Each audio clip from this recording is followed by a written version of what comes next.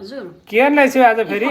अचार बनाउने अचार सिद्धे बिहान ल्याएर काटेको अचार बनाउन थालेछु है यहाँ त्यो अचार अचारको लागि पहिला यो 5 फुरन फुराउने है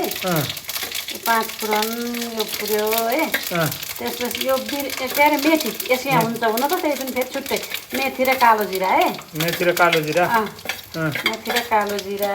यसमा छुट्टै जिरा है त्यसपछि लास्टमा खुर्सानी यो फुर्यो अब यसमा बेसार राखिदिउँ बेसार पनि फुराउनु पर्यो बेसार पनि फुराउनु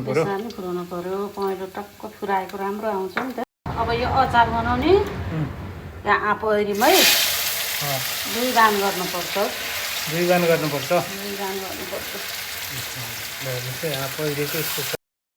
यसको मसला जिरा धनिया भुटेर पिसेको के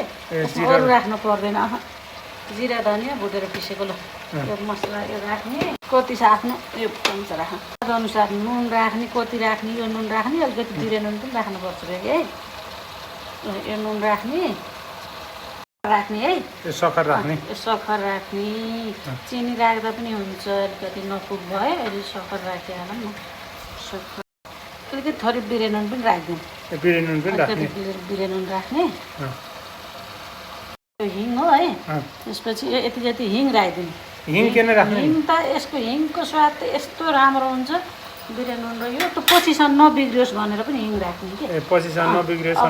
फत पाक्न दिने यो सबै मसला यो भेली सबै सक्खर सबै पाक्छ अनि लास्टमा यसमा हल्का भेनेगर राखिदिनु भेनेगर राखेपछि लामो समयसम्म टिक्छ कि ढुसी लाग्दैन राख्ने त्यसपछि फेरि हुन्छ है हाम्रो अचार ल हेर्नु अब पाक्दै जान्छ ल अब यसमा सट्ट 2 चम्चा जति भेनेगर राखिदिनु भेनेगरले के गर्छ भन्नुहुन्छ नि यो अमिलो त यसै अमिलो भइहाल्छ अमिलो गुलियो है भेनेगर राखेपछि अलि लामो समयसम्म ढुसी लाग्दैन अरे क्या लाग्दैन अलि समयसम्म लाग्ने हुन्छ